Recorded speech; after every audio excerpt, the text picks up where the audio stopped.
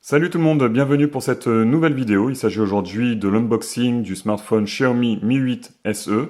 Encore un unboxing, c'est vrai qu'il y en a eu beaucoup ces derniers temps parce que tout simplement il y a eu beaucoup de sorties chez Xiaomi.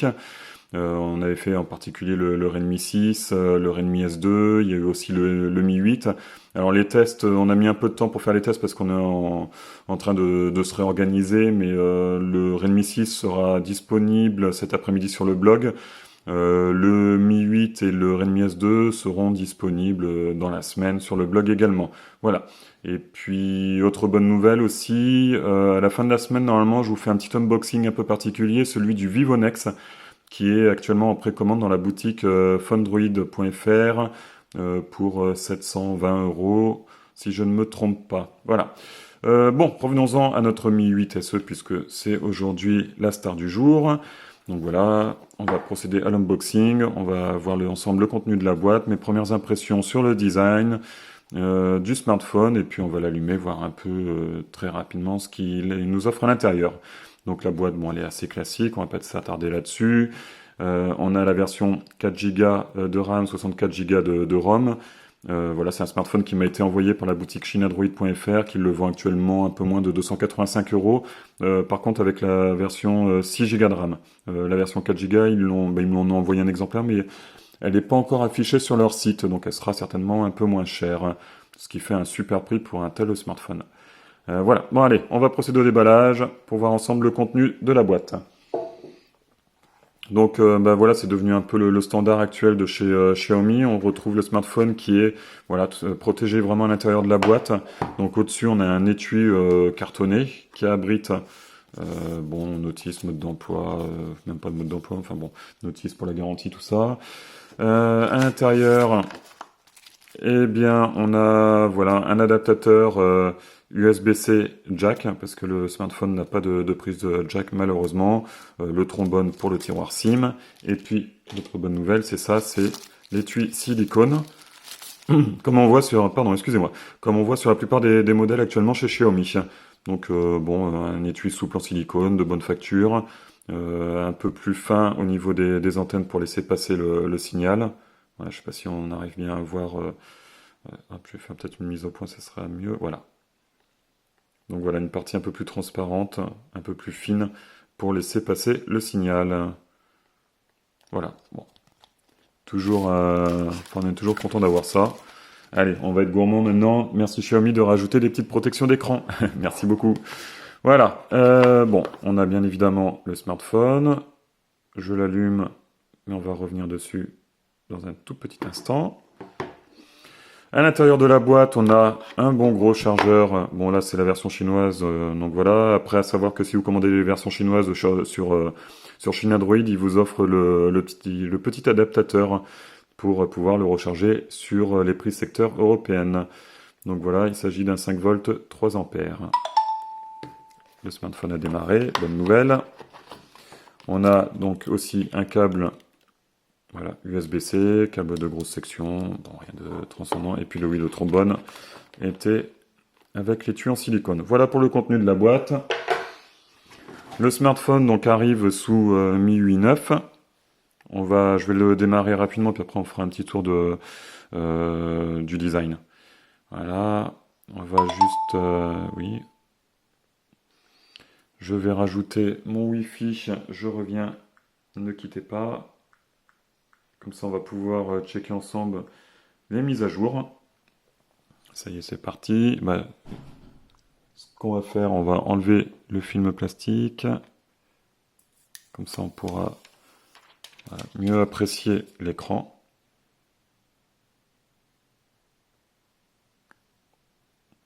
Oui, j'accepte. Non, parce que j'en ai pas mis à l'intérieur. On verra ça plus tard. Non, merci. Oui, on n'hésitera pas s'il le faut. Oui, bon, ça on verra ça plus tard. J'imagine que le capteur d'empreinte digitale fonctionnera très bien et très rapidement. Voilà, j'aime bien ce design-là. Je choisis bien sûr les gestes full screen que j'apprécie particulièrement. On va être obligé de faire ça, voilà. Ok, parfait. Comme ça, si vous connaissez pas déjà, ça vous permet de les découvrir aussi. Voilà, de l'autre côté, ça marche aussi. Très bien, parfait, génial. Bon, bah voilà, c'est parti. Bon, on va le laisser démarrer tranquillement. Ah, bah, c'est déjà fait. Voilà. Et puis nous, on va revenir un peu sur le design de l'appareil.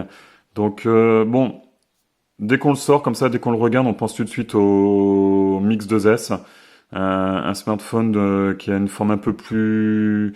Enfin, les angles sont arrondis, les coins sont arrondis, mais un peu plus anguleuse. On a un dos qui est en verre, mais 2,5D, avec des tranches en aluminium.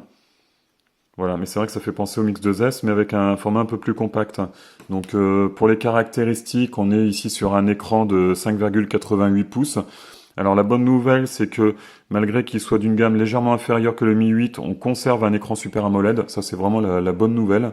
Donc avec un format quasiment 19 neuvième. Voilà, en fait, on va dire que qu'on a un écran 18 neuvième sous l'encoche, mais avec les petites bandes qui sont apparues de chaque côté de l'encoche pour accueillir les notifications, on a un écran hors tout de 19 neuvième. Voilà. Donc ça permet cette encoche qui est si critiquée permet en fait de remonter les notifications et donc d'avoir un plein affichage sur du 18 neuvième. Moi, ce que je reproche à cette encoche, c'est qu'on n'a plus de place pour les notifications. Donc ça, c'est vraiment mon gros reproche et c'est quelque chose vraiment sur lesquels j'ai du mal à faire l'impasse, quoi. Les notifications sont pour moi importantes, comme pour beaucoup de monde. Et j'ai vraiment du mal à m'habituer à ce type d'écran à encoche. Donc voilà, donc l'écran, j'ai dit les caractéristiques. On est sur du MIUI 9.5, on va checker les mises à jour dans un instant. Le processeur, c'est un Qualcomm Snapdragon 710. J'imagine que c'est un très bon processeur. Le 660 est déjà excellent, donc le 710 ne pourra être que mieux. Je pense qu'avec le 710, on aura vraiment du mal à faire la différence en termes d'utilisation entre le 710 et le 845. Je pense qu'en termes de performance, là, on est vraiment sur du très costaud. J'ai pas encore eu l'occasion de le tester, mais du coup, maintenant que je l'ai, on va pouvoir vérifier tout cela. Donc c'est un 4 Go plus 64 Go, mais il existe aussi en 6 Go de RAM avec 64 Go de stockage non extensible.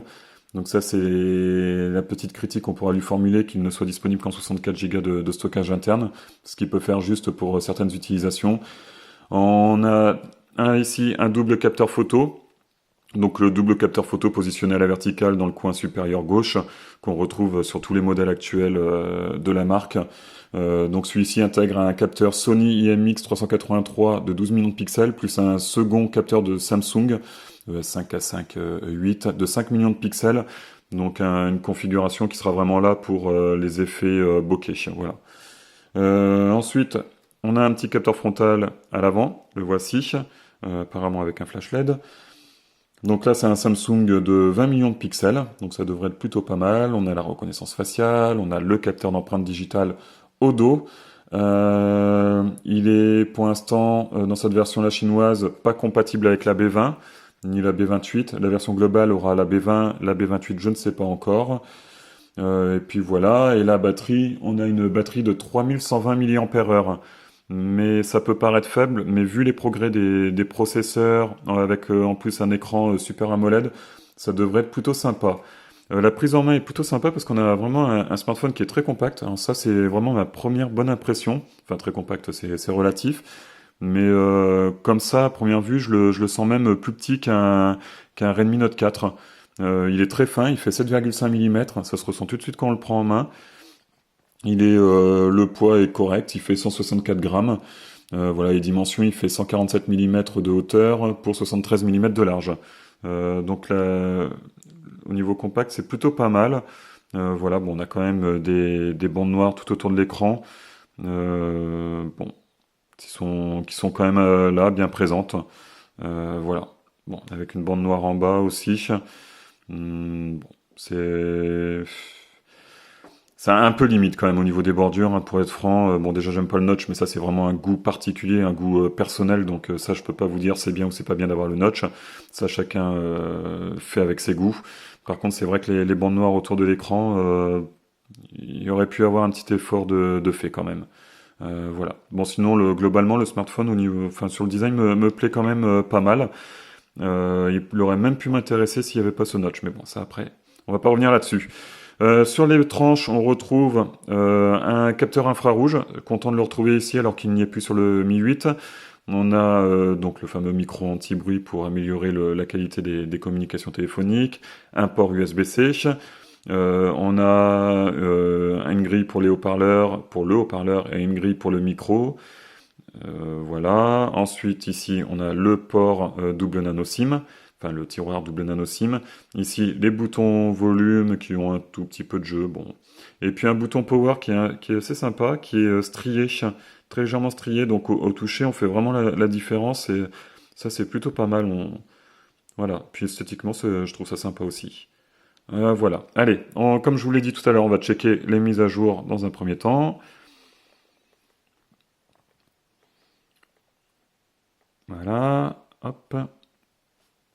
Eh ben non, pas de mise à jour disponible actuellement, donc on est sur la MIUI 9.5.6.0, donc en stable bien évidemment. Voilà. Bon, bah sinon après, qu'est-ce qu'on peut dire là-dessus? Oui, je voulais voir, vérifier simplement en mode selfie ce que ça a donné. Oui, c'est ça. On a un flash. Voilà. Salut. Bon, bah ça c'est plutôt pas mal. Voilà. Ça, je voulais vérifier ça. Donc maintenant, ça c'est fait. Bon, après, sinon, bon, bah voilà, MIUI 9, maintenant on commence à connaître, donc je vais pas m'attarder là-dessus. C'était vraiment pour vous donner les premières impressions. Simplement vérifier aussi ce qui m'avait bien plu sur le Mi 8. Voilà, bah pareil. Ça c'est parfait. On a un réglage quasiment illimité de la colorimétrie de l'écran. Donc ça, c'est vraiment plutôt pas mal, c'est très bien vu. Moi, ça, j'adhère complètement. Et j'espère que d'autres marques vont s'en inspirer parce que ça, c'est vraiment bien. Là, on fait vraiment... bon, il y a déjà des réglages prédéfinis. Mais ça, d'avoir cette possibilité de réglage, ça, c'est vraiment génial. Ça, j'apprécie beaucoup. Merci Xiaomi d'avoir fait ça. Qu'est-ce qu'on peut dire d'autre? Bon, ben voilà, sinon après le reste, tout est pareil. On va simplement vérifier si on a bien la reconnaissance faciale. On l'a, la voici.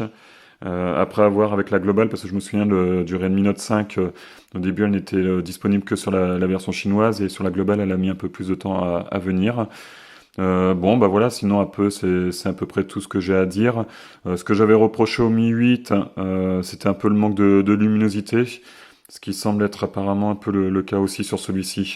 Voilà, là je suis en luminosité maximum et bon, ça va être, je pense que ça va être quand même un petit peu juste en extérieur avec pas mal de soleil.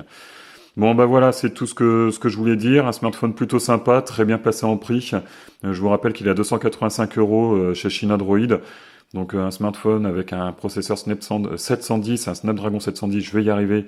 Un écran Super AMOLED, une reconnaissance faciale, un appareil photo, à n'en pas douter qu'il sera vraiment très bon.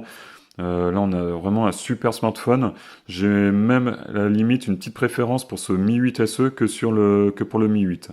Bon, ça, c'est mon point de vue personnel. Après, bien sûr, faut tester les deux smartphones pour vraiment se rendre compte de la différence entre les deux et voir au quotidien ce que ça peut apporter. Mais celui-là me fait un petit effet plutôt sympa, ouais. Donc on va tester tout ça et puis je vous dis à très bientôt pour une nouvelle vidéo. N'oubliez pas de vous abonner sur notre chaîne YouTube pour pouvoir être au courant des derniers unboxings et des présentations, des tests et tout ça. Et puis moi je vous dis à très bientôt, très certainement ouais, début de semaine prochaine, pas fin de cette semaine, je me suis un peu avancé pour la présentation vidéo du Vivo Nex. Voilà. Eh bien écoutez, merci d'avoir suivi la vidéo, je vous dis à très bientôt. Et puis, bonnes vacances pour ceux qui ont la chance d'être en vacances. Allez, ciao, bye bye.